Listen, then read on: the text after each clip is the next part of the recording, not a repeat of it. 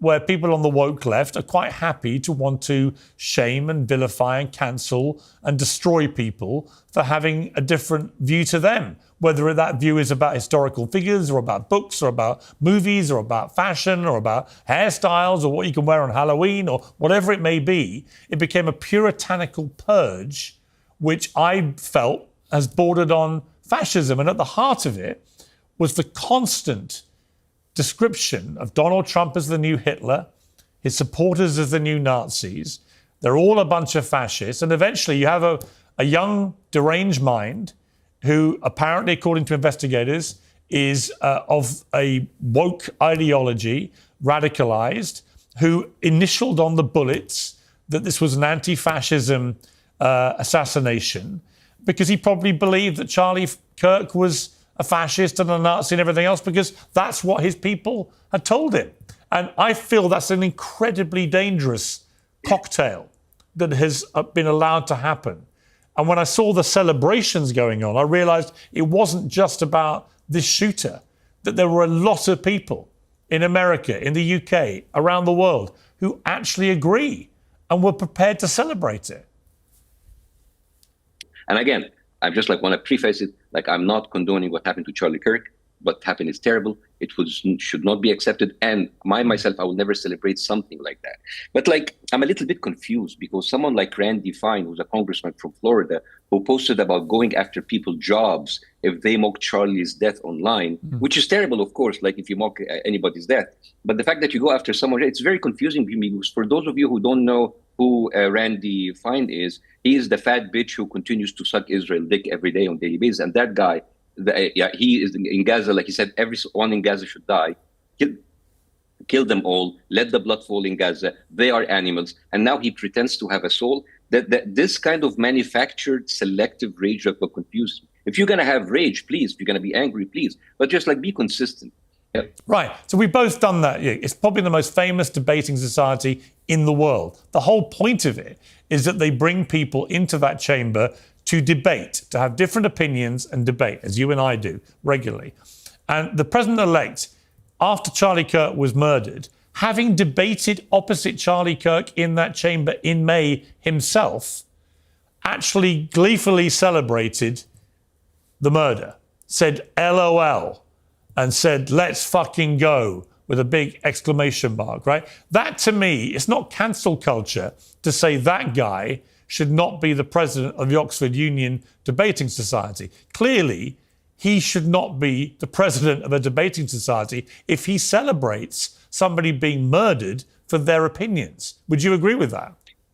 I agree with that, but let's say if we agree on that, let's agree on everything else. So everybody who holds a position who mocks the death of Palestinian children being killed every day in front of cameras, they should lose their job too. You understand why it is difficult for me to be on the same page with you? Because this is like cherry picking.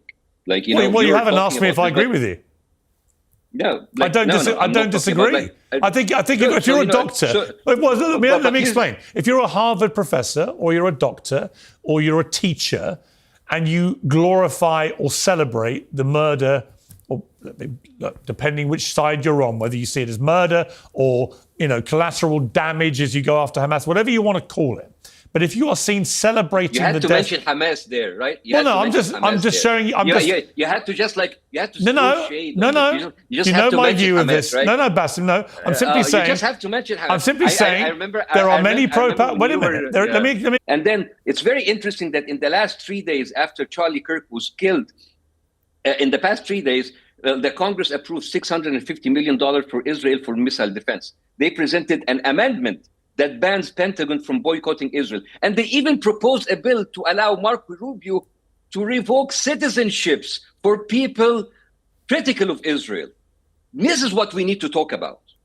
This is what we need to talk about. If there are people there are people there who would celebrate if the Pope would kill. There are people it's been going on for years. Even when the Pope if he died, people celebrate his death. Yeah. This is words. Yeah, it could be terrible, offensive words, but when you turn words into destroying people's careers, revoking people's citizenship because they talk about a foreign country, this is the real problem. This is the real problem with freedom of speech. That's not about people celebrating or angry about someone who died. All right, our roads and infrastructures, our education system, our healthcare, they're failing. While settlers in the West Bank, they occupied Palestine, they get free housing and free healthcare, free education. Same in England. I mean, I'm sorry, but like you, as a very famous and a very able and a very competent investigative reporters, I think you should actually talk about why more than half of your cabinet in the British government is financed by Israel. Why the Royal Army, the Royal Air Force are giving logistical help to Israeli planes bombing Gaza. I'm sure that there's not a single British person who would agree on that. Isn't that more important than this kind of manufactured rage? I mean, why don't you talk about like, well, this is okay, your but let me, tax money, but Piers. Aren't you worried? No, but like seriously. No, I hear you. I'm very, very curious. Yeah, but why don't you talk about this? But Bassem, as you know, I talk about the war all the time. And as no, you never talked about the Israeli lobby financing your British minister. There are always you lots. Never did. All right, there are always lots. You never did. Okay. But there are lots of... You never did. Okay, but I've also been, as you know, increasingly critical of the Israeli government. You can't accuse me of being biased. I'm sorry. I'm sorry. You're not fooling me, Piers. I'm sorry. Because like I came on your show many times. I discussed October 7th. Many people came to you and asked you, and people said, oh, Piers Morgan have like changed the mind. I'm sorry. It doesn't fool me for a second. It's not about changing my mind. I'm sorry. You and the Western media have been complicit in diverting and deflecting the truth and the facts. You are actually the real Iron Dome of Israel. You pretend to ask a tough question for the Israeli to maintain your credibility, but like you, over the past 2 years, you had plundering Zionist talking points. You never investigated the Hannibal Directive. You never questioned why it took them 6 hours to respond. You never used the Hannibal Directive. Well, how many times have I had you on the show? No. Well, how many times? Don't throw. How many times have you been on? It doesn't matter. No. It's not about. You say I never it's question these things. I've platformed you multiple times, and you have talked about this every time, right? So you have been doing that on my show. Literally, you have been doing that on my show. And you effectively sabotage these interviews. I brought up in your interviews many times Asa White Stanley, who's a British reporter who talked in length about the rape hoax, about the Hannibal Directive, and he was raided by British police. They took his laptop, and I asked you twice on your show to bring him on your show to talk to you about how the Israeli propaganda lies are all lies, but you never did. If you actually were actually honest about this, you would do this. Not about platforming. I mean, you platforming people. It's good for views, it's good for reach. But like, I'm sorry, it's about like how many times did Ben Shapiro come on your show and he talked about moral equivalency? There is no moral equivalency. There is more moral equivalency. While if he thinks there is. Yeah. He said there's no moral equivalency between Hamas and Israel. He said that. That's but right. the thing is, if any journalist who had read a little bit, who would say, well, Noam Chomsky said that moral equivalency is a propaganda term that was used in order to prevent us from looking to our action. So we turn people into bad guys and good guys. The bad guys, even if he's occupied, he deserves to be killed. The good guys, even if they nuke them, it's okay because it's the good guys. You see, this is how you do the conversation. It's not about platforming. You think Ben Shapiro, listen, Bassem, you think Ben Shapiro is very partisan to the Israeli position? I wouldn't disagree. I don't think he would disagree. But many people think you are very partisan the other way, and that your hatred of all things Israel leads you to say things. Well, leads you. Hang on. Leads you to say things. Leads you to say things like this. This is what you said about the Charlie Kirk murder in relation. Many people think you were implying something about Israel. Here, let's take a listen. Yeah. Charlie Kirk is an obvious hit job. What happened there? But will we get the answer? No. They will stick it to whatever and then use it. I don't know. Maybe they would stick it to Iran, like Netanyahu and his people, the Israeli wire and the others were pushing for Iran being the culprit behind Trump's assassination. They can do that to Charlie Kirk and start a war, or stick it to the left and start a civil war. There is anger, and there were people who would use this anger. So Bassem, just to be clear, who committed the hit job on Charlie Kirk? I don't know, but I find it very interesting that Netanyahu, a prime minister of a country, went around the TV shows making sure that we didn't kill. I mean, this is like a very weird position. So are you suggesting Israel did? Have you ever? No, I'm not suggesting. But you are suggesting that, aren't you? Because because because the FBI is lying to us. The FBI has been lying to us. Right. I mean, I'll give you an example. But why don't you be honest in the way you always want everybody else to be honest? Why don't you be honest and admit that when you say Charlie Kirk's murder was clearly a hit job, and then you start talking immediately about Netanyahu denying it was him, that you believe, or you want people to think? I have doubts. You want people to think it may be an Israel hit job. I have doubts. Because, like, I mean, look at the facts. Why on earth would it be an Israel hit job? We know who it was. I am not sure. I don't know. Well, another patsy, 22 years old, jerking off in his mom's basement. I mean, another like Trump. I mean, here's the thing. The FBI actually has been lying to us. They have been covering for, like, they told us about the Epstein file, which is Israel is clearly involved. And then they said there's no Epstein file. Israel has been holding 98% of the Congress hostage, either with money or blackmail. And you cannot dispute that. And actually, if you want to dispute that, here's a little case for you. And that last month, a guy by the name of Tom Alexandrovich, he was the head of cybersecurity in Netanyahu's government, right? And this guy, he's not a random guy. He's part of the Netanyahu government. And he was caught in Nevada in a FBI sting child sex operation, trying to lure a 15 years old minor. That guy was protected by the DA, who's Israeli, by the way, in Nevada, and he went on the plane and he missed his trial. Now, you come to me and you tell me all of these things, like when people are raving about Israeli Mossad and how they're infiltrating, and then suddenly we have to believe that they're innocent. I mean, not a single mainstream outlet talk about Tom Alexandrovich. So now you have pedophiles coming into our country. Actually, I've read that story. Children. I've read that story on multiple mainstream media outlets. No, not a single one. Go to ChatGPT right now. And I'm very familiar with that story. No. Yeah, you have seen them on Young Turks. You have seen them on Breaking Points. You have seen them on those independent media outlets. You have seen them on podcasts. I've read it on The Guardian.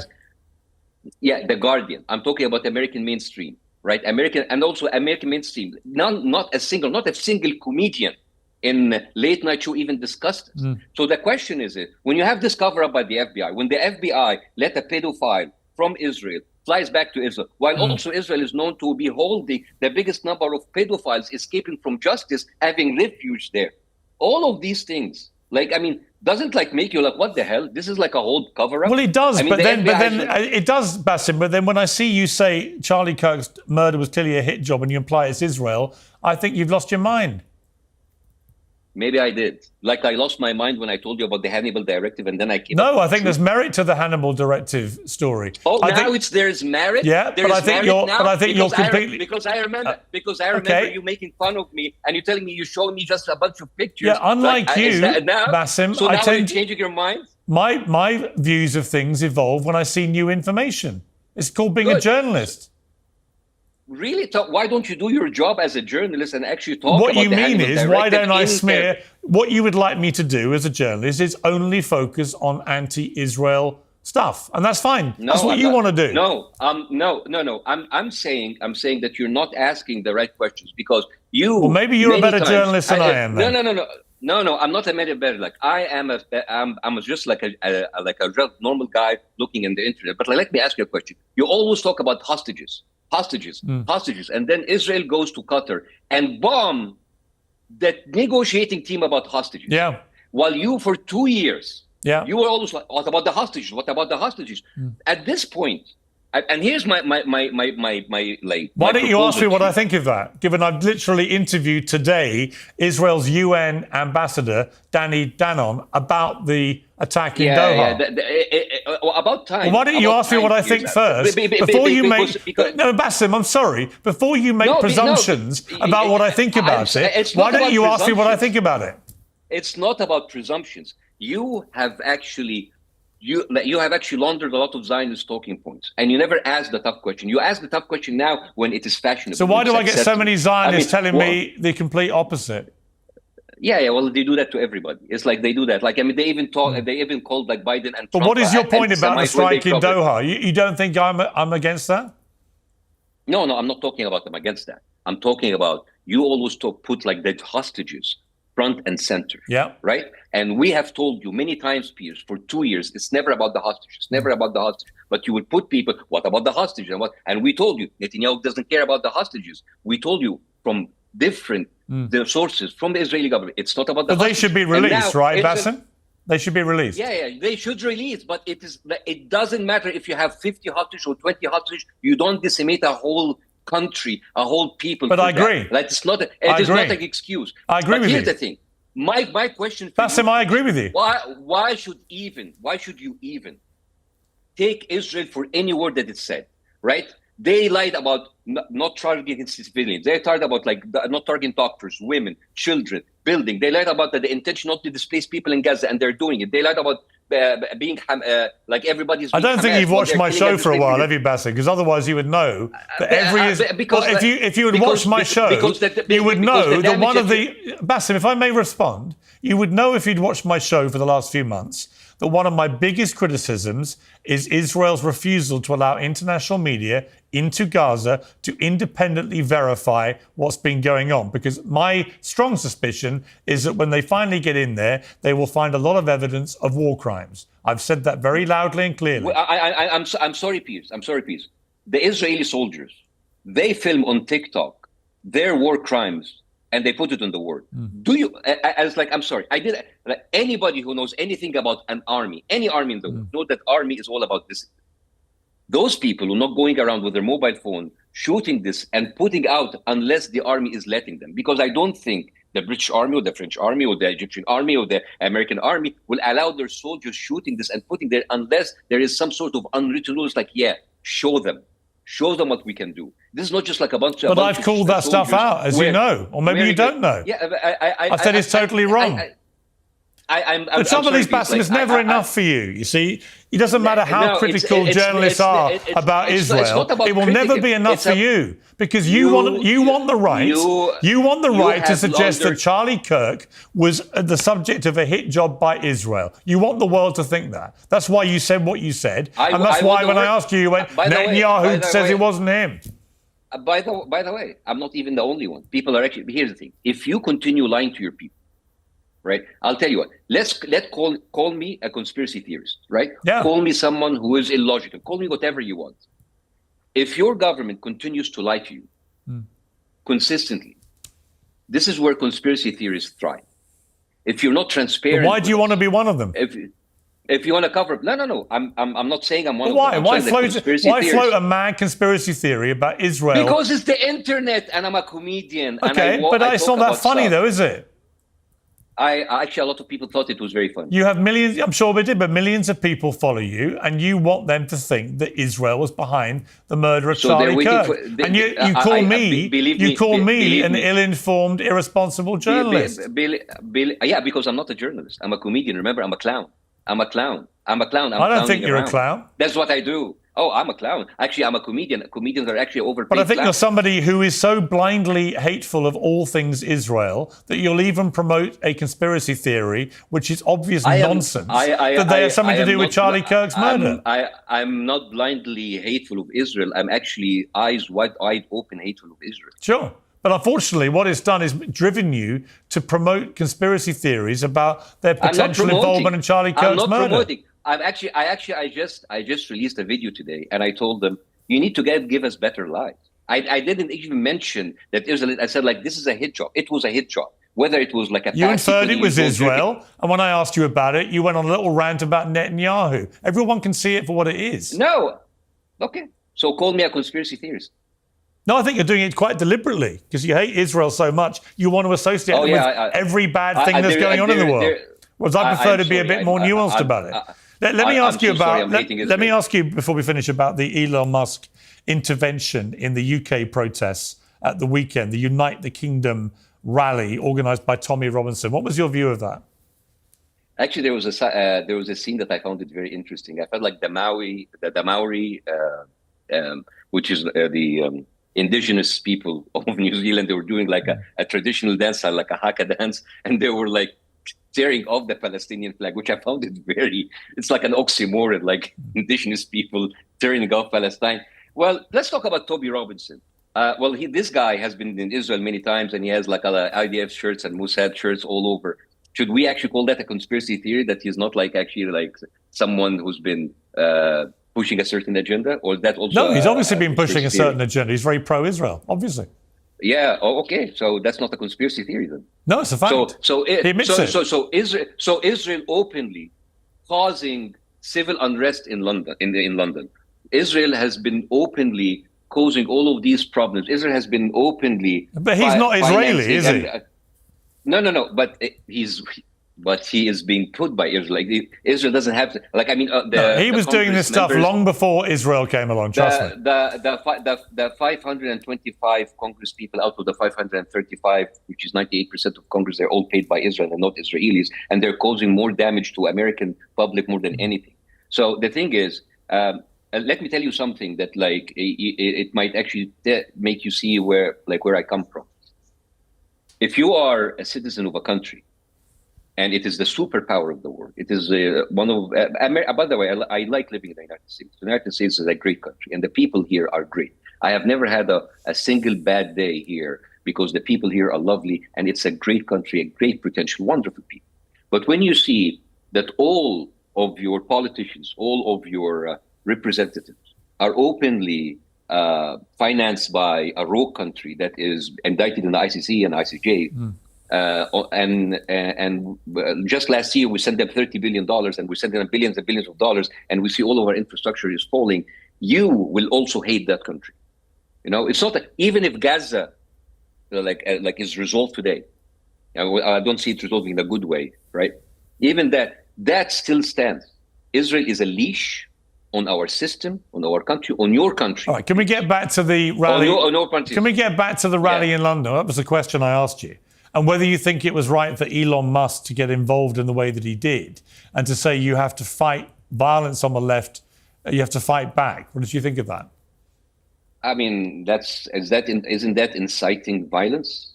The richest guy in the world, who has the biggest platform in the world, who, by the way, just suspended the Twitter account of the flotilla that going there to Israel, which is making him very